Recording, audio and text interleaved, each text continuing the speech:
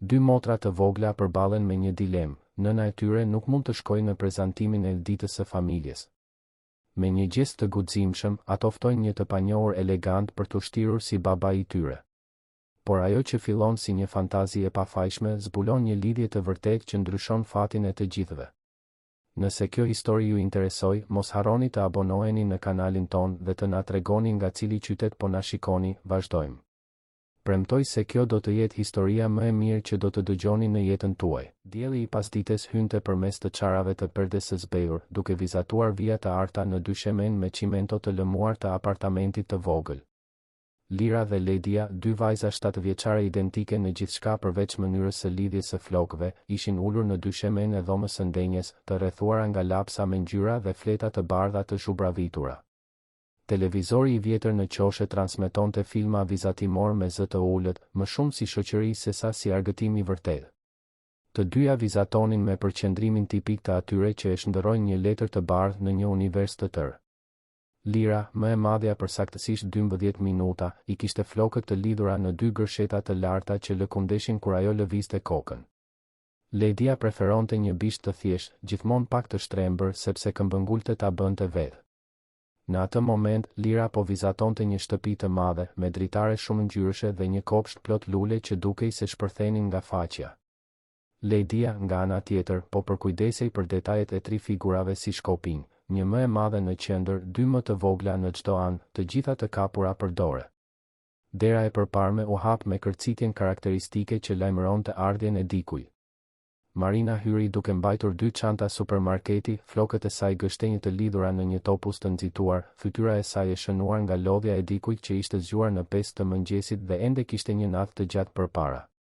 Ajo ishte 28 vjeç, por ndonjëherë dukej se mbante peshën e 40-tave. Syt, megjithatë, ju ndriçuan kur pa vajzat e saj në dyshemen e dhomës së ndenjes. Mami bërtitën të dyja në një zëri, duke lëshuar lapsat dhe duke vrapuar për ta përqafuar rreth këmbëve. Marina buzëqeshi, atë buzëqeshje të lodhur por të sinqert që e ruante vetëm për to, dhe u kaloi dorën nëpër flokë të dyjave. Përshëndetje, dashuritë mia, gjithçka në rregull këtu? E hëngrët ushimin që ju lash gati? Po, e hëngrëm, u përgjigj Lira, krenare. Dhe e ndihmova Ledian me detyrat e matematikës. Je shumë e mirë, dashuria ime. Marina i vendosi çantat në tryezën e vogël të kuzhinës së hapur, të ndarë nga dhoma e ndenjes vetëm nga një banak i ngushtë. Po ti, Ledi? Arritet i bëje të gjitha siç duhet? Ledia pohoi me kokë, por shikimi i saj ishte i ngulitur në diçka që Marina mbante në dorë. Ishte një zarf i bardhë, i palosur në mes. Vajza e njihte atë lloj letre. Vinte nga shkolla. Marina e vuri re shikimin dhe pshërtiu. U ul në divanin e vjetër me 2 vende, e vetmja mobilje vërtet e rehatshme që kishin, dhe e hapi zarfin me kujdes. Binjaket u afruan, kurioze dhe pak të shqetësuara. Njoftimet nga shkolla rrallë ishin lajme të mira. Zakonisht flisnin për materiale që duheshin bler, ekskursione që kushtonin para, ose festa që kërkonin kostume. Çfarë është, mami? Pyeti Lira, duke u ngjitur në divan pranë saj. Marina lexoi në heshtje dhe vajzat pan fytyrën e saj të ndryshonte. Nuk ishte saktësisht trishtim, por diçka afër tij. Një shqetësim që përpiqej ta fshihte duke rrudhur lehtë ballin. Ajo e palosi letrën përsëri dhe sforcoi një buzëqeshje. Është për festën e shkollës. Do të jetë javën tjetër. Ledia duartrokiti, e entuziazmuar. Më pëlqejnë shumë festat e shkollës. Do të kërcejmë valle popullore përsëri? Po, do të kërceni, dashuri. Marina kaloi dorën nëpër fytyrë, sikur të donte të largonte ndonjë mendim të bezdisshëm. Por këtë vit është pak më ndryshe. Është një festë me temë të veçantë. Dita e familjes. Çdo fëmijë duhet të sjellë një të afërm për të parë prezantimin. Entuziazmi i Ledias u ftoh pak. Ti do të vish, apo jo, mami? Marina kafshoi buzën e poshtme. Donte të thoshte po. Donte të premtonte se do të ishte atje në rreshtin e parë, duke duartrokitur dhe duke bërë foto me celularin e vjetër. Por e vërteta ishte më e komplikuar se kaq. Ajo punonte si kamariere në restorantin Gjelbërimi, një lokal i madh në qendër të Tiranës që u shërbente drejtuesve dhe turistëve. Bënte turne të gjata nga ora 11 e mëngjesit deri në 10 të natës me një pushim të shkurtër pasdite. Përveç kësaj, 3 herë në javë shkonte direkt nga restoranti në fakultetin e administrimit që ndiqte në mbrëmje në një universitet publik në lindje të qytetit. Ishte një rutinë raskapitse, por e nevojshme.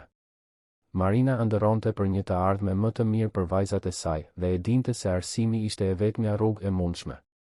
2 javë më parë, Ledia kishte pasur një viroz të fortë. Temperaturë të lartë, të vjella, dobësi. Marina kishte munguar në punë 2 ditë rresht për t'u kujdesur për ta çuar në qendrën shëndetësore, për t'u siguruar që ilaçet të bënin efekt. Menaxheri i restorantit nuk ishte i kënaqur. Kishte qenë mirëkuptues, por e kishte bërë të qartë se mungesat e reja do të ishin problematike. Marina punonte atje prej 3 vitesh, ishte e dashur nga kolegët, e njihte menun përmendësh, dinte të merrej me klientë të vështirë. Por gjithashtu e dinte se kamarieret ishin lehtësisht të zëvendësueshme. Nuk mund të rrezikonte ta humbiste atë punë. Jo tani.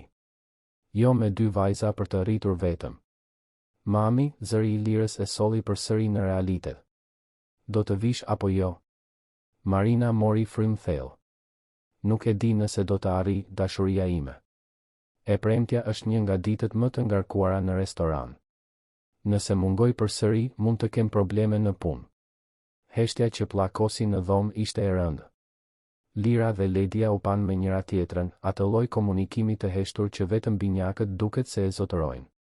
Nuk kishin nevojë të thoshin asgjë për të kuptuar se çfarë po mendonte tjetra. Të gjithë fëmijët e tjerë do të kishin dik atje. Nëna, baballar, gjyshër, xhaxhallar. Ato do të ishin të vetmet në skenë pa njeri në publik. E vetmja familje jo e plotë. Të vetmet pa njeri që t'i duartrokiste. Marina pa zhgënjimin në sytë e vajzave dhe ndjeu zemrën t'i shtrëngoi. Do të përpiqem, në rregull. Do të flas me shefin tim, të shoh nëse mund të ndërroj turnin me dik. Por nuk mund të premtoj asgjë. Në rregull, mami, tha Lira me zë të ulët. Ne e kuptojmë. Por Marina e dinte se nuk ishte gjithçka në rregull. I njihte vajzat mjaft mirë për të kuptuar kur mbanin mëri, kur gëlltisnin trishtimin. U ngrit, shkoi në kuzhinë dhe filloi të sistemonte blerjet. Oriz, fasule, makarona, vaj, disa fruta, një paket biskota. Gjërat bazë. Gjithmonë gjërat bazë. Ndërsa rregullonte gjithçka në dollapët e ngushtë, mendonte se sa shumë do të donte t'u jepte më shumë atyre. Jo vetëm gjëra materiale, por kohë. Prani. Ndjesinë se kishin një familje të plotë. Vajzat u kthyen te vizatimet në dysheme, por atmosfera ishte ndryshe. Nuk bisedonin, nuk qeshnin. Vetëm ngjyrosnin mekanikisht, të humbura në mendime që fëmijët 7 vjeçar nuk duhet të kishin. Atë natë, pasi Marina doli për në mësim, duke i lënë vajzat me darkën e ngrënë dhe derën e mbyllur nga brenda, Lira dhe Ledia qëndruan zgjuar përtej orarit të lejuar. Të shtrira në krevatin tek që ndanin, duke parë tavanin e plasaritur, bisedonin me pëshpërima. Ledi, a mendon se mami do të arrijë të vijë? Pyeti Lira. Ledia vonoi të përgjigjej. Nuk besoj. Ajo është shumë e shqetësuar për punën. Të gjithë fëmijët e tjerë do të kenë dik atje. Ne do të jemi të vetmet vetëm. E di. Heshtje. Pastaj, Lira u kthye anash duke parë motrën. Po sikur t'i kërkonim dikujt tjetër të vinte? Ledia rudhi ballin. Kujt tjetër? Ne nuk kemi njeri tjetër. Ishte e vërtetë. Marina ishte fëmijë i vetëm dhe prindërit e saj nuk ishin më. Nga ana e babait të vajzave, ato nuk dinin asgjë.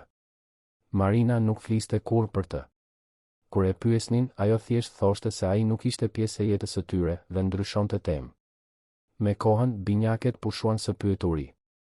Po sikur t'i kërkonim dikujt të shtirej, këmbënguli Lira, zëri i saj i ngarkuar me një shpresë fëminore dhe të dëshpëruar. Për shembull, dik që ta gjenim dhe t'i kërkonim të vinte atje vetëm për një ditë. Vetëm që të mos mbeteshim vetëm. Ledia hapi sytë. Kjo është çmenduri, Lirë. Ne nuk njohim njeri që do ta bënte këtë. Por mund të njihnim. Mund t'i kërkonim. Kujt? Nuk e di. Dikujt të mirë. Dikujt që duket si baba. Ideja ishte absurde, sigurisht. Dy fëmijë 7 vjeçar nuk mund t'i afroheshin thjesht një të panjohuri në rrugë dhe t'i kërkonin të shtirej si babai I tyre. Por logjika fëminore nuk ndjek të njëjtat rrugë si arsyeja e të rriturve. Për Lirën dhe Ledian kishte kuptim të plotë. Kishin nevojë për dikë. Nuk kishin njeri. Atëherë do të gjenin dikë. Të enjten në mëngjes, një ditë me diell, vajzat u zgjuan herët. Marina tashmë kishte dalë për në punë, duke lënë mëngjesin gati në tryez, bukë me margarinë, qumësht me kakao, banane. Ato hëngrën në heshtje, veshën vetë uniformat e shkollës, lanë dhëmbët dhe morën çantat. Rutina ishte aq automatike sa mund ta bënin pothuajse në gjumë. Pallati ku banonin ndodhej në një rrugë të qetë të lagjes komuna e Parisit në Tiranë.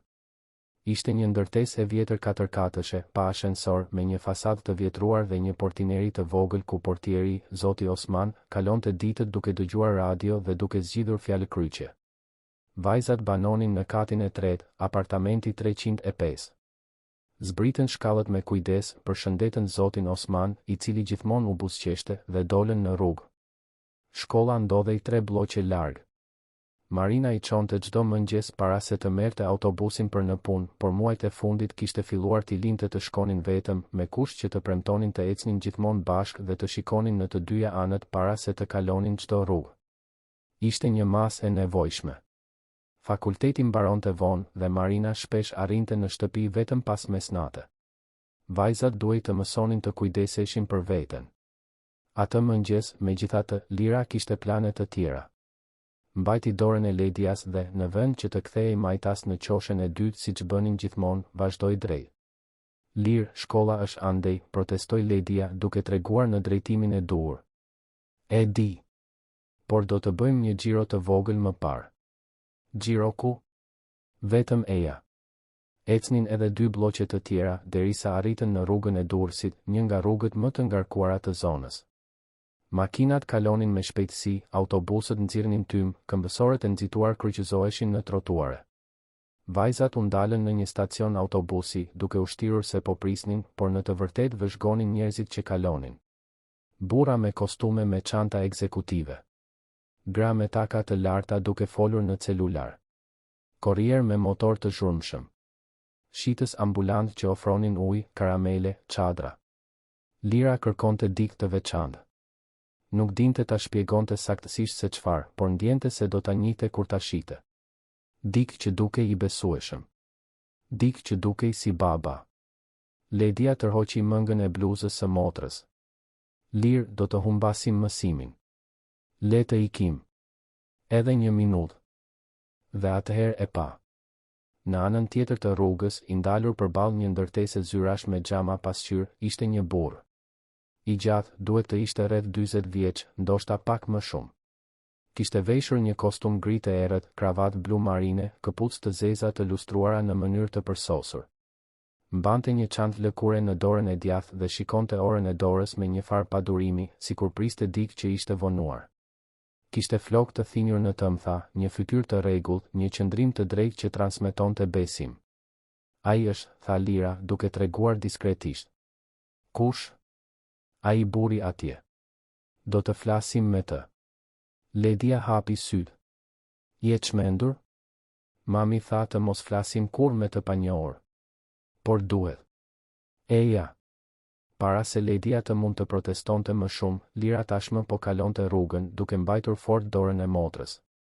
Shikuan në të dyja anët, pritën që semafori të bëhej I kuq për makinat dhe kaluan në vijat e bardha. Zemra e Ledias rrite me shpejtësi. Kjo ishte çmenduri. Por ishte çmenduria e motrës së saj, dhe ajo kur nuk arrinte t'i thoshte jo Lirës. Arritën në anën tjetër të rrugës dhe ju afruan burrit. Ai ishte I hutuar, duke parë ekranin e celularit, duke shtypur diçka me shpejtësi. Lira pastroi fytin. Më falni, zotëri. Burri ngriti syt, I befasuar. Shikoi përreth, duke kërkuar ndonjë të rritur që shoqëronte vajzat. Nuk pa njeri. U përkul lehtë, duke u afruar më shumë me gjatësinë e tyre. Përshëndetje. Jeni humbur? Jo, zotëri, u përgjigj Lira me një vetbesim që befasoi edhe atë vetë. Ne vetëm donim të bënim një pyetje. Burri buzëqeshi, një buzëqeshje e butë. Mund të pyesni. Lira mori frym thellë. A keni fëmijë, zotëri? Pyetja e kapi të papërgatitur. Ai puliti syt disa herë, sikur i duhej të përpunonte atë që sapo kishte dëgjuar. Jo. Nuk kam. Atëherë, jeni i lirë të premten në mëngjes? Burri rudhi ballin, i hutuar por ende duke buzëqeshur. Varet. Pse? Lira shikoi Ledian, e cila pohoi lehtë me kokë, duke i dhënë guxim. Sepse ne donim t'ju kërkonim një nder, zotëri. Një nder shumë të rëndësishëm. Çfarë lloj nderi? Lira gëlltiti pështymën. Ka një festë në shkollën tonë të premten. Është dita e familjes. Të gjithë fëmijët duhet të sjellin një të afërm për të parë prezantimin. Por nëna jon nuk mund të vijë sepse punon dhe mund ta humbas punën. Dhe ne nuk kemi njeri tjetër. Kështu që menduam se ndoshta ju mund të vini. Vetëm për një ditë. Vetëm që të mos mbeteshim vetëm në skenë.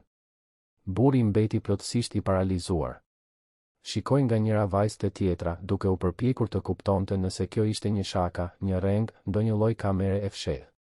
Por sytë e binjakeve ishin tepër të sinqertë, tepër të dëshpëruar. Ai ndjeu diçka t'i shtrëngoi në gjoks. Ju po më kërkoni të shtirem si babai juaj? Vetëm për një ditë, tha Ledia për herë të parë, zëri i saj pothuajse një pëshpërim. Vetëm që të mos mbeteshim vetëm. Burri nuk dinte çfarë të thoshte. Ishte situata më e çuditshme, më surrealiste që kishte përjetuar ndonjëherë. Dy fëmijë të panjohur që i kërkonin të merrte pjesë në një festë shkolle duke u shtirur si babai i tyre. Ishte absurde. Ishte e papërshtatshme. Ishte plotësisht jashtë çdo diskutimi. Por kishte diçka në sytë e atyre vajzave që e pengonte të thoshte thjesht jo dhe të largohej. Një trishtim i thellë i përzier me shpresë. Një guxim i dëshpëruar. Ato nuk po bënin shaka. Ishin vërtet vetëm.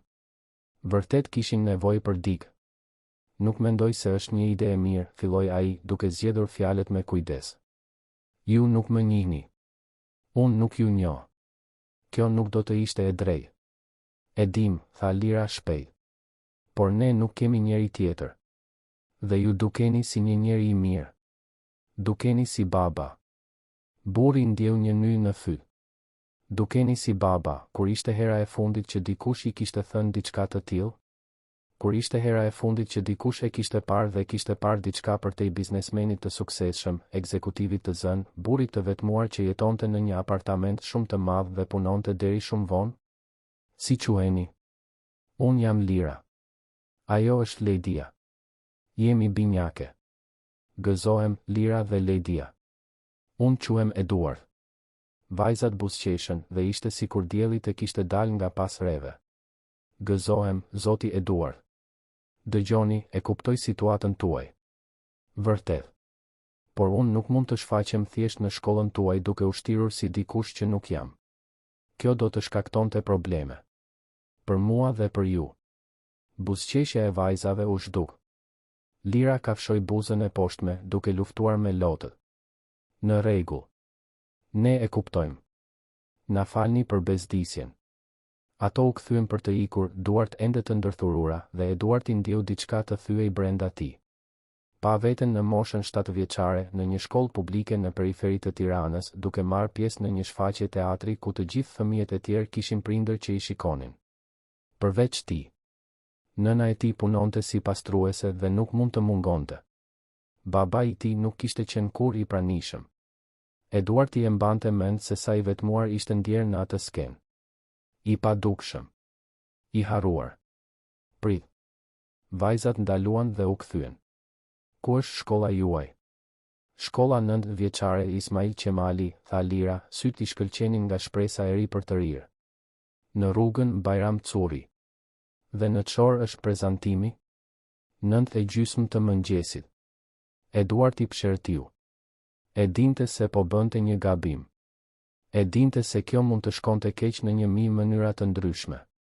Por nuk mund t'i shikonte ato vajza dhe thjesht t'u kthente shpinën. Do ta mendoj, në rregull? Nuk mund të premtoj asgjë. Por do ta mendoj. Ishte mjaftueshëm. Lira dhe Ledia buzëqeshën përsëri, i bën me dorë dhe u larguan me vrap në drejtim të shkollës. Eduardi mbeti aty duke mbajtur çantën e lëkurës duke u ndjerë plotësisht i humbur. Shikoi celularin. Kishte 3 takime të planifikuara për të premten në mëngjes. Do t'i duhej t'i anulonte të gjitha. T'u shpjegonte ortakëve. Të shpikte një justifikim të besueshëm. Por ndërsa hipte në makinën që më në fund kishte ardhur për ta marrë, një limuzinë e zezë me shofer të uniformuar, gjithçka që mund të mendonte ishin ato 2 palë sy kafe që e shikonin me shpresë. Dhe një premtim që nuk e kishte bërë, por që ndjente se duhej ta përmbushte. Në shkollë, Lira dhe Ledia arritën me vonesë për orën e parë të mësimit. Mësuesja, zonja Drita, një grua e mirë me flokë të bardha dhe syze leximi të varura në një zinxhir, rrudhi ballin por nuk tha asgjë. E dinte situatën e vajzave. E dinte se jetonin vetëm me nënën. E dinte se shpesh duhej t'ia dilnin vetë. Bëri një syqor për 10 minutat e vonesës dhe i la të uleshin në bankat e tyre. Gjatë gjithë mëngjesit, binjaket nuk arritën t'i kushtonin vëmendje asgjëje. Shikonin njëra tjetrën, buzëqeshnin, pëshpërisnin. A do të vijë vërtet? A do të shfaqet? Shpresa ishte e rrezikshme, por e parezistueshme. Ndërkohë, në anën tjetër të qytetit, në një zyrë në katin e 23 të një ndërtese zyrash pranë sheshit Skënderbej, Eduard Almeida u ul në karrigen e tij prej lëkure dhe shikoi nga dritarja panoramike pa parë vërtet asgjë. Sekretarja e tij sapo kishte dalë pasi kishte konfirmuar angazhimet e javës. Eduardi ishte ortak kryesor i një kompanie konsulence biznesi, përgjegjës për 10 punonjës dhe kontrata milionëshe. Agjenda e tij ishte gjithmonë e mbushur. Koha e tij gjithmonë e pakët. Por gjithçka që mund të mendonte ishin 2 vajza binjake që i kërkonin të shtirej si babai i tyre për një ditë. Ishte qesharake. Ishte e pamatur. Ishte gjëja më e çuditshme që i kishin kërkuar ndonjëherë. Dhe, megjithatë, për herë të parë në vite, Eduardi ndihej i nevojshëm. Jo si biznesmen, jo si konsulent, jo si burim parash apo pushteti. Por si person. Si prani. Si dikush që kishte rëndësi jo për atë që kishte, por thjesht për të qenë atje. Mori telefonin e brendshëm dhe thiri sekretaren. Amanda, duhet të anuloj të gjitha angazhimet e mëngjesit të së premtes. Më doli një çështje e rëndësishme. Në rregull, zoti Eduard. Ndonjë problem? Jo, u përgjigj ai, duke ndjerë një buzëqeshje të pavullnetshme të formohej. Nuk është problem. Është diçka tjetër. Diçka që duhet ta bëj. E mbylli telefonin dhe u kthye të shikonte nga dritarja. Tirana shtrihej deri në horizont, një xhungël betoni dhe xhami, plot me histori të ndërthurura dhe jetë që kryqëzoheshin rastësisht. Në një cep të veçantë të kësaj pafundësie, 2 vajza 7 vjeçare prisnin për një mrekulli të vogël. Dhe Eduardi, për herë të parë në shumë kohë, ndjente se ndoshta mund të ishte ai kjo mrekulli. Java ndoqi rrjedhën e saj natyrale. Marina punoi orë të gjata në restorant, studioi për provimet e fakultetit, fjeti pak dhe u shqetësua shumë. U përpoq të fliste me menaxherin për të ndërruar turnin të premten, por përgjigja ishte e qartë, nuk kishte njeri të disponueshëm për ta mbuluar. Nëse mungonte, rrezikonte shkarkimin. Marina u kthye në shtëpi atë natë me zemër të rënduar, duke e ditur se do t'i duhej të zhgënjente vajzat e saj edhe një herë. Kur arriti, ishte kaluar ora 11. Vajzat ishin duke fjetur, të përqafuara në krevatin e vogël që ndanin. Marina qëndroi në derën e dhomës, duke i vëzhguar në dritën e zbeth të korridorit. Ishin kaq të vogla, kaq të guximshme, kaq të mësuara të përballeshin me mungesa. Ndjeu lotët t'i digjnin në sy, por nuk i lejoi të binin. Nuk mund t'ia lejonte vetes luksin të shpërthente. Duhej të ishte e fortë. Për to gjithmonë për to. E premtja zbardhi e vrenjtur në Tiranë. Eduardi u zgjua më herët se zakonisht, bëri dush, veshi një kostum më diskret se zakonisht, një gri të hapur me këmish të bardhë dhe kravatë diskrete. U pa në pasqyrë dhe pyeti veten se çfarë dreqim po bënte. Ende ishte në kohë të hiqte dorë. Ende mund të telefononte sekretaren, të çanulonte anulimin e takimeve, të kthehej në rutinën normale. Por nuk bëri asgjë nga këto. Mori çelsat e makinës, zbriti në parkingun e pallatit ku jetonte, një ndërtesë rezidenciale luksoze pranë liçenit artificial, dhe udhëtoi deri në komunën e Parisit. Parkoi 2 bloqe larg shkollës dhe eci ngadalë, duart në xhepa, duke u ndier plotësisht jashtë vendit të tij. Shkolla 9 vjeçare Ismail Qemali ishte një ndërtesë njëkatëshe me tulla të dukshme, me një obor të gjerë ku fëmijët vraponin dhe bërtisnin gjatë pushimit. Kishte flamuj të Shqipërisë dhe Tiranës që valviteshin në shtiza në hyrje dhe një portë hekuri të lyrë me jeshile. Eduarti u ndal në anën tjetër të rrugës duke vëzhguar. Prindërit filluan të arrinin, shumë prej tyre të kapur për dore me fëmijët e tyre, të tjerë mbanin kamera dhe celular gati për të regjistruar momentin. Ai u ndje si një mashtrues. Një ndërhyrës në një festë që nuk i përkiste. Atëherë i pa. Lira dhe Ledia ecnin në trotuar me uniforma, çantat në shpinë. Ishin vetëm, si gjithmonë. Por këtë herë, sytë e tyre shfletonin rrugën duke kërkuar dikë. Duke e kërkuar atë. Kur e pan, fytyrat e tyre të vogla u ndriçuan në një mënyrë që Eduarti nuk do ta harronte kurrë. Nuk ishte vetëm gëzim. Ishte lehtësim. Ishte mirënjohje. Ishte ndjesia se dikush, për herë të parë, kishte përmbushur një premtim të bërë atyre. Eduarti kaloi rrugën dhe u afrua. Vajzat vrapuan drejt tij, por u ndalën disa hapa larg, pa pritur të turpshme. Ai u përkul, duke u ulur në nivelin e tyre. Mirëmëngjes, vajza. Ju erdhët, tha Lira, zëri i saj i dridhej. Thash se do ta mendoja. Dhe e dolën nga shkolla së bashku, Eduarti duke ecur në mes, një vajzë në çdo anë. Kushto që do t'i shite do të mendonte se ishin baba e bija. Dhe ndoshta, vetëm për atë moment, ata ishin. Lokali Shia e Lagjes ndodhej në një qoshe të zhurmshme, 3 bloqe larg pallatit ku banonin vajzat. Ishte një nga ato lokale tradicionale të Lagjes me tavolina formike të kuqe, stola rrotullues në banak dhe një menu të shkruar me dorë në një dëras të zezë të varur në mur era e të fërguarave dhe kafes së freskët mbushte ambientin. Disa klientë të rregullt hanin drek në banak, duke biseduar me pronarin, zotin Besnik, një burr i shkurtër dhe barkalec që njihte gjysmën e Lagjes me emër. Eduarti, Lira dhe Ledia hynë dhe u ulën në një tavolinë pranë dritares. Vajzat tashmë e njihnin vendin përmendësh, përshëndetën zotin Besnik me familjaritet dhe porositën hamburgeret e tyre të preferuar pa e parë fare menun. Eduarti porositi të njëjtën gjë, duke u ndier çuditërisht rejat në atë ambient të thjeshtë, kaq të ndryshëm nga restorantet e sofistikuara që frekuentonte zakonisht. Ndërsa prisnin porosin, vajzat bisedonin të gjallëruara për prezantimin, duke kujtuar çdo detaj, duke qeshur me gabimet që kishin bërë në koreografi. Eduarti i dëgjonte me vëmendje të sinqertë, duke bërë pyetje, duke buzëqeshur me historitë e tyre. Kishte diçka në atë lehtësi fëminore që e çarmatoste plotësisht. Ai nuk e mbante mend herën e fundit që kishte biseduar kështu, pa menduar për biznes, për afate, për përgjegjësi. Thjesht duke biseduar për hir të bisedës. Jeni i sigurt që nuk keni fëmijë? Pyeti Lira papritur, duke anuar kokën anash. Eduarti puliti syt, i befasuar nga pyetja direkte. Jam i sigurt.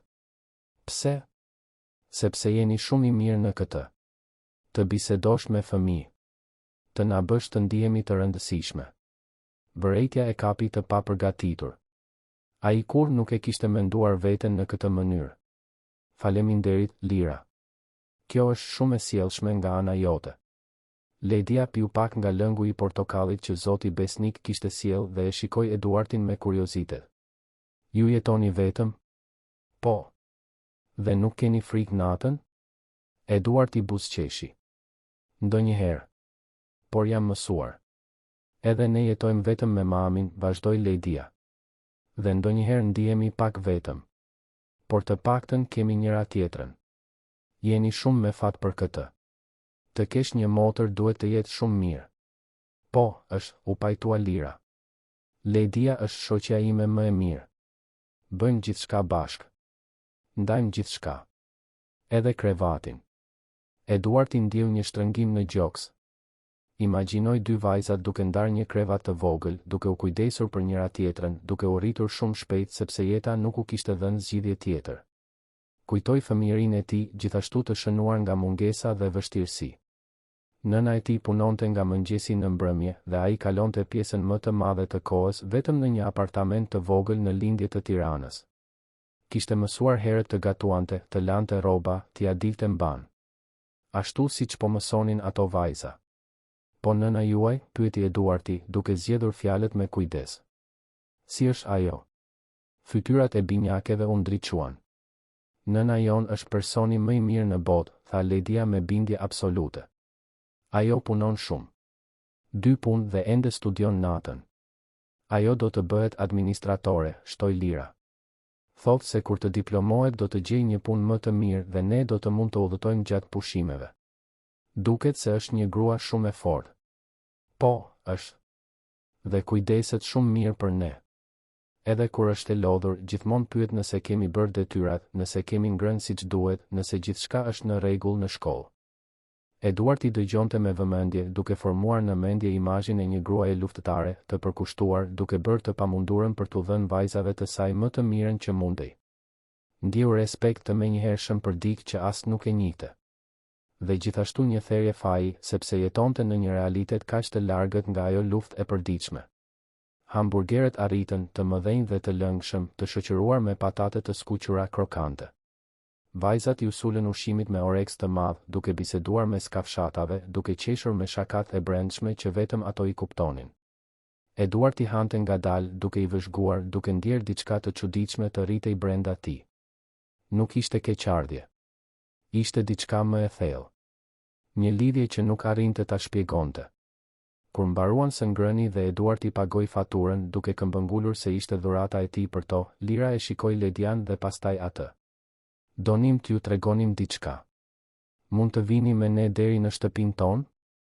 Është afër. Eduardi hezitoi. Të shkonte në apartamentin e vajzave dukej si të kaloje një kufi. Por ato e shikonin me kaq shumë pritshmëri, me kaq shumë besim, saqë ai nuk mundi të refuzonte. Sigurisht. Le të shkojmë. Ecnin nëpër rrugët e lagjes, duke kaluar pranë dyqaneve të rrobave të lira, furrave të bukës, farmacive, kioskave të gazetave. Eduardi vëzhgonte gjithçka me vëmendje të ri për të rirë, sikur ta shihte atë botë për herë të parë. Ishin vende që ekzistonin në të njëjtin qytet ku ai jetonte, por që i përkisnin një realiteti krejtësisht të ndryshëm nga i tij. Pallati i vajzave ishte modest por i pastër, me bim në hyrje dhe mure që kishin nevojë për një lyrje të re. Ngjitën 3 katet me shkallë, Eduardi duke mbajtur çantën e Ledias që ajo kishte këmbëngulur t'ia jepte. Në katin e tretë, Lira hapi derën me çelësin që mbante në një zinxhir në qafë. Mund të hyni, zoti Eduard. Ai hyri dhe e gjeti veten në një apartament të vogël por të organizuar. Një dhomë ndenjeje me divan, televizor të vjetër dhe një tavolinë të vogël. Një kuzhinë e hapur e ndarë vetëm nga një banar. Një korridor i ngushtë që çonte në 2 dhoma, me gjas një dhomë gjumi dhe një banjo. Gjithçka ishte e thjeshtë, por kishte një kujdes të dukshëm në rregullim. Jastëk me ngjyra në divan, perde të pastra, foto të vajzave të ngjitura në frigorifer me magnete. Binjaket lëshuan çantat dhe vrapuan në dhomë. U kthyen duke mbajtur një kuti këpucësh plot me vizatime. U ulën në dyshemen e dhomës së ndenjes dhe filluan t'i tregonin punimet e tyre Eduardit, i cili u ul me to, duke admiruar çdo vizatim, çdo figurë me ngjyra. Këtë këtu e bëra kur shkuam në kopshtin zoologjik me shkollën, shpjegoi Ledia, duke treguar një vizatim të një gjirafe disproporcionale me qafë edhe më të gjatë se normalisht. Është bërë shumë mirë. Të pëlqejnë kafshët? Shumë. Kur të rritem, dua të bëhem veterinere. Eduardi buzëqeshi. Është një profesion i bukur. Lira tregoi vizatimin tjetër, një shtëpi të madhe me kopsht me lule dhe 3 njerëz përpara. Kjo këtu është shtëpia që dua të kem një ditë. Me një kopsht që të mbjellim lule dhe një dhomë vetëm për ne, shumë të madhe, me 2 krevate. Eduardi e shikoi vizatimin për një moment të gjallë. Do të arrish, jam i sigurt. Ju të dyja jeni shumë të zgjuara. Do të arrini gjithçka që dëshironi. Ata kaluan gati 1 orë aty, ulur në dysheme, duke biseduar, duke qeshur, duke ndarë histori. Eduardi tregoi për fëmijërinë e tij të vështirë, se si edhe ai ishte rritur pa baba, se si nëna e tij kishte punuar pa u lodhur për t'i dhënë arsim. Vajzat dëgjonin me vëmendje, duke bërë pyetje, duke krijuar ura mes përvojave të tyre dhe të tijave. Kishte një harmoni natyrale, një mirëkuptim të ndërsjellë që shkonte përtej fjalëve. Kur Eduardi më në fund shikoi orën, ishte kaluar ora 3 e pasdites. Duhej të shkonte. Kishte angazhime që nuk mund t'i shtynte më. U ngrit, rregulloi kostumin dhe u buzëqeshi vajzave. Më duhet të kthehem në punë. Por ishte një mëngjes i mrekullueshëm. Faleminderit që më ftuat. Faleminderit që erdhët në prezantimin ton, tha Lira, duke u ngritur gjithashtu. Ju nuk e dini sa e rëndësishme ishte kjo për ne. Ishte e rëndësishme edhe për mua. Ledia kafshoi buzën, sikur donte të thoshte diçka, por nuk dinte si. Pastaj mblodhi guximin. Do t'ju shohim përsëri? Eduardi I shikoi ata sy plot shpresë dhe ndjeu zemrën t'i shtrëngoi. E dinte se përgjigja më e arsyeshme do të ishte jo. Se kjo kishte qenë një nder I njëhershëm, një gjest I një dite, dhe se zgjatja e atij kontakti mund të krijonte pritshmëri të rrezikshme.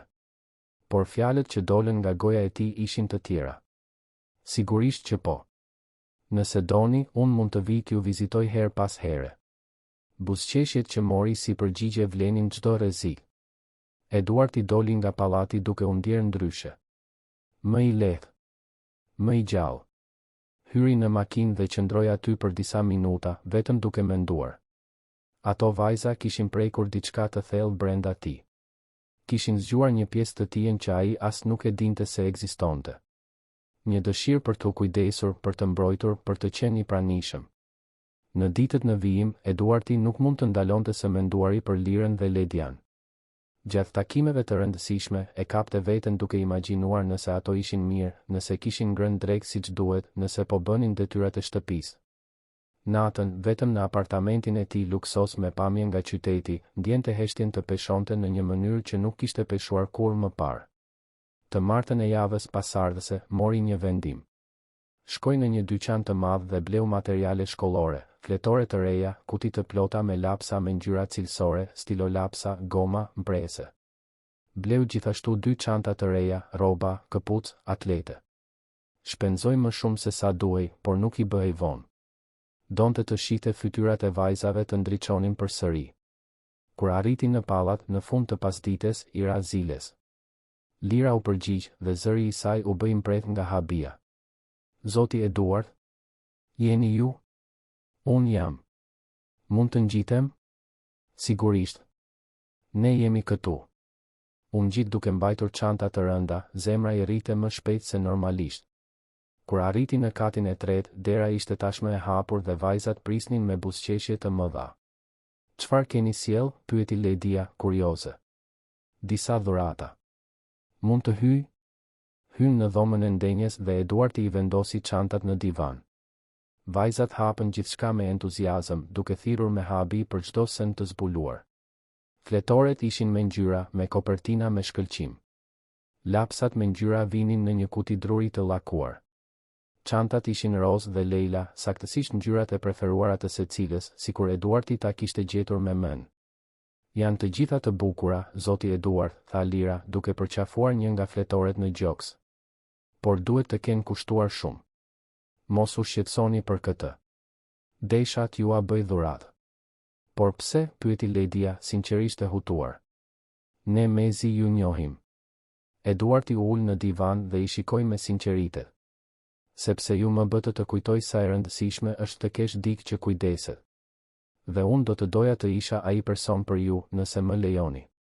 Vajzat heshtën për një moment duke përpunuar ato fjalë. Pastaj Lira u ngjit në divan pranë tij dhe mbështeti kokën në shpatullën e tij. Ne do të donim shumë këtë.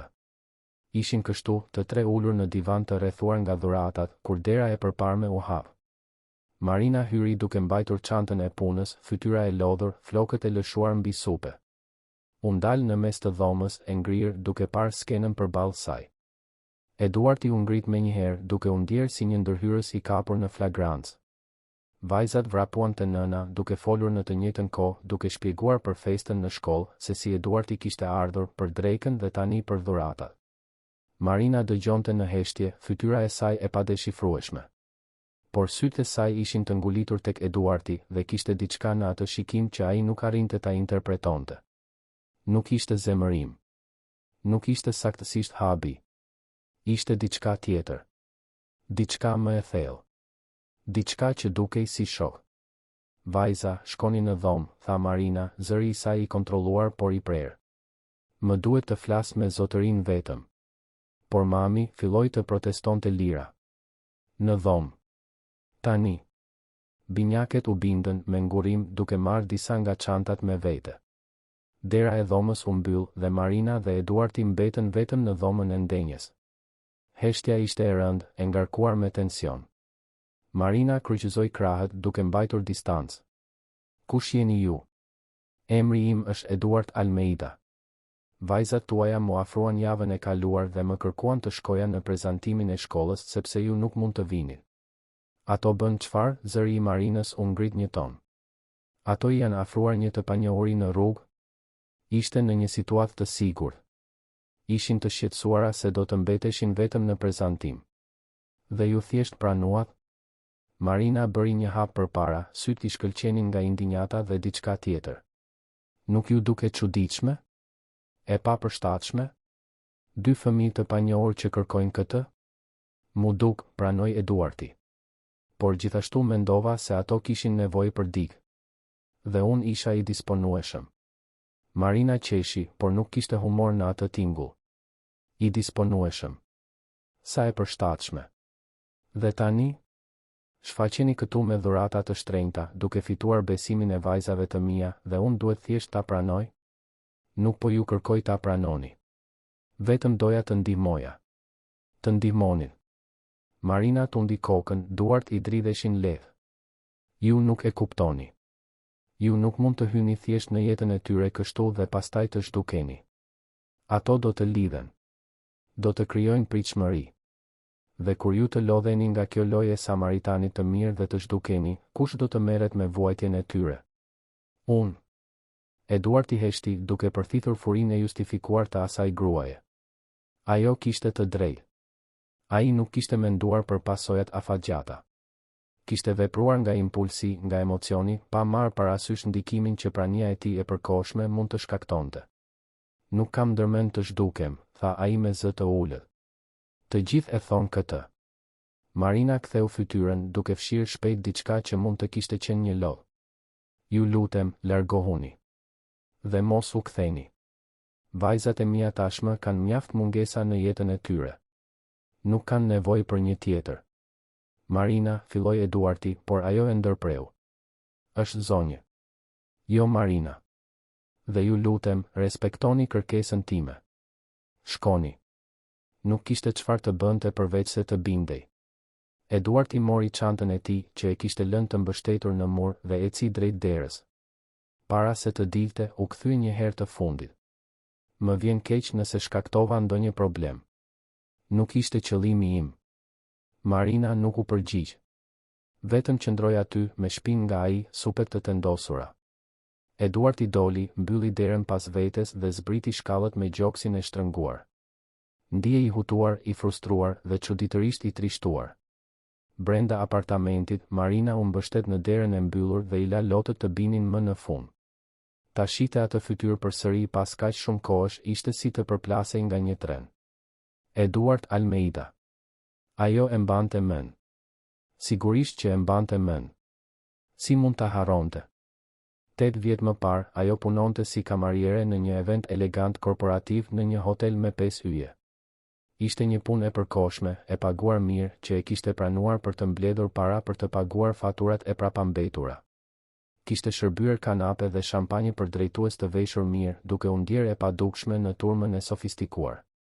Derisa kishte kryqëzuar shikimet me një burr të gjatë, me kostum të përsosur që e kishte parë vërtet. Jo si të tjerët që shihnin përmes saj. Por sikur ajo të ekzistonte. Sikur të kishte rëndësi. Në fund të natës, të lodhur dhe të vetmuar secili në mënyrën e vet, kishin biseduar. Ai kishte treguar për presionin e punës, për vetminë e të jetuarit në një botë aparencash. Ajo kishte folur për ëndrat e saj për të studiuar, për t'i dhënë vetes një jetë më të mirë. Kishte pasur një lidhje. Diçka reale, edhe pse e shkurtër. Një natë. Ishte vetëm një natë. Dhe pastaj secili kishte ndjekur rrugën e vet. Marina kur nuk priste ta shihte përsëri. Kur zbuloi shtatzënin javë më vonë, as që e mendoi ta kërkonte. Ai ishte nga një botë tjetër. Kur nuk do ta kujtonte një kamariere mes kaq shumë të tjerash. Dhe ajo kishte shumë krenari për të shfaqur duke kërkuar diçka nga dikush që mezi e njihte. I kishte rritur vajzat vetëm, duke punuar në 2 punë, duke studiuar, duke luftuar. Kur nuk ishte penduar. Lira dhe Ledia ishin gjithçka për të. Por tani, pa pritur, ja ku ishte ai. Në dhomën e ndenjes së shtëpisë së saj. Duke u dhënë dhurata vajzave që ishin të tijat pa e ditur ai. Marina fshiu lotët dhe shkoi në dhomën e vajzave. Ato ishin ulur në krevat, të rrethuara nga dhuratat, fytyrat e tyre të shqetësuara. Bëm diçka gabim, mami, pyeti Lira, zëri i saj i vogël. Marina u ul mes tyre dhe i përqafoi. Jo, dashuria ime. Ju nuk bëtë asgjë gabim. Unë vetëm dua që të kuptoni se nuk mund të pranojmë gjëra nga të panjohur. Por Zoti Eduard nuk është i panjohur, protestoi Ledia. Ai është i mirë. Ai kujdeset për ne. E di që duket kështu. Por ju mezi e njihni. Dhe ai ka jetën e tij. Nuk mund të presim që ai të qëndrojë pranë. Por ai tha se do të kthehej. Marina pshertiu duke i shtrënguar vajzat pas vetes. Ndonjëherë njerëzit thonë gjëra që nuk mund t'i përmbushin. Dhe nuk është faji i tyre. Është thjesht jeta që është e komplikuar. Vajzat heshtën, por Marina e ndjente trishtimin e tyre. Urrente të ishte personi që shuante shpresën në sytë e vajzave të saj. Por ishte roli i saj t'i mbronte. Edhe nëse kjo do të thoshte t'i lëndonte pak tani për të shmangur një dhimbje më të madhe më vonë. Ndërkohë, Eduard i ngiste makinën nëpër rrugët e Tiranës pa një destinacion të caktuar. Ishte i hutuar, i prekur, i paftë të përpunonte vorbullën e emocioneve. Ajo grua, Marina, e kishte parë në një mënyrë të çuditshme. Sikur ta njihte. Por ai ishte i sigurt se nuk e kishte parë kur më parë. Apo e kishte parë? Ndali makinën në një rrugë të qetë dhe mbylli sytë, duke u përpjekur të kujtonte. Kishte diçka familjare në atë fytyrë, në ata sy. Por kujtesa ishte e paqartë, e largët. Kaq shumë festa, kaq shumë evente, kaq shumë fytyra që kalonin pa lënë gjurmë. Tundi kokën duke larguar mendimet. Nuk kishte rëndësi. Ajo i kishte kërkuar të mos kthehej dhe ai duhej ta respektonte këtë. Sado që dhemte, sado që vajzat i kishin prekur zemrën në një mënyrë që ai nuk arrinte ta shpjegonte, duhej të bënte një hap prapa. Por në ditët në vijim, vendosmëria e Eduardit u lëkun. Mendonte vazhdimisht për Lirën dhe Ledian. Imagjinonte ato duke u kthyer vetëm nga shkolla, duke bërë detyrat, duke u kujdesur për njëra tjetrën. I mungonin bisedat, buzëqeshjet, lehtësia që ato sillnin në jetën e tij tepër të rregull. Një javë më vonë, mori një vendim tjetër. U kthye në dyqan dhe bleu uniforma të reja shkollore, atlete firmato, çorape, më shumë materiale shkollore. E dinte se po shkelte kërkesën e Marinës. E dinte se po rrezikonte të krijonte një problem më të madh. Por nuk mund të zhdukej thjesht nga jeta e atyre vajzave. Jo pasi kishte parë gëzimin në sytë e tyre. U kthye në pallat një të enjte pasdite. I ra ziles, i përgatitur për rezistencën e Marinës. Por ishte zëri i Lirës që u përgjigj. Zoti Eduard. Mami nuk është këtu. Por ne jemi. Mund të ngjiteni. Eduard i hezitoi. Ndoshta ishte më mirë të kthehej një ditë tjetër, kur Marina të ishte e pranishme. Por dera e pallatit ishte tashmë e hapur dhe ai dëgjoi hapat e nxituar të vajzave duke zbritur shkallët për ta takuar. U ngjitën bashkë në apartament. Binjaket ishin rrezatuese, duke folur në të njëjtën kohë për javën që kishin kaluar, për notat në provime, për një sherr që kishin parë në pushim. Eduard i dëgjoi gjithçka, u ul me to në dyshemen e dhomës së ndenjes dhe u tregoi dhuratat që kishte sjell. Uniformat ishin të masës së duhur, atlete të rehatshme dhe të bukura. Vajzat provuan gjithçka, duke parakaluar nëpër dhomë, duke qeshur. Eduard i bëri foto me celular, duke kapur ato momente të gëzimit të pastër. Kaluan pasditën bashkë. Eduard i ndihmoi me detyrat e shtëpisë, shpjegoi probleme matematike, dëgjoi Ledian të lexonte me zë të lartë një tekst për të ushtruar. Përgatitën një ushqim të thjeshtë, sanduiçe me djath me lëng frutash dhe hëngrën duke biseduar për gjithçka dhe asgjë. Kur dielli filloi të perëndonte dhe Marina mund të arrinte në çdo moment, Eduardi u përgati të largohej. Por më parë, vajzat e përqafuan fort, duke e falendëruar për dhuratat dhe shoqërinë. Ju duam shumë, zoti Eduard, tha Ledia duke e shtrënguar fort. Edhe unë ju dua shumë, u përgjigj ai, dhe kuptoi se ishte absolutisht e vërtetë. Zbriti shkallët duke u ndjerë i plotësuar në një mënyrë që nuk e kishte ndjerë prej vitesh. Por kur doli nga pallati, për pak u përplas me Marinën që po vinte me vrap, e vonuar nga puna. Ajo u ndal kur e pa, fytyra i ndryshoi nga habia në indinjad. Ju kërkova të mos ktheheshit. E di. Por nuk munda të qëndroja larg. Marina e shikoi për një moment të gjatë dhe Eduardi pa diçka të thyej në shprehjen e saj. Një barierë që lëshonte pe. Ngjitu, tha ajo më në fund. Duhet të bisedojmë seriozisht. U kthyen në apartament bashk. Vajzat që prisnin nënën u hutuan kur i pan të hynin bashk. Marina i dërgoi në dhomë edhe një herë dhe ato u bindën pa protestuar. Kur mbetën vetëm, Marina u ul në divan dhe futi fytyrën në duar. Eduard i qëndroi në këmbë, duke pritur, duke ndjerë se diçka e rëndësishme ishte gati të ndodhte. Kur Marina ngriti fytyrën përsëri, sytë e saj ishin të lagur. Më duhet të të tregoj diçka, Eduard. Diçka që ma ndryshoi jetën 8 vjet më parë. Dhe që do ta ndryshoj edhe tënden tani. Heshtja në dhomë ishte e dendur, e ngarkuar me pritshmëri. Eduard i qëndronte në këmbë, zemra i rrite me shpejtësi pa e ditur saktësi.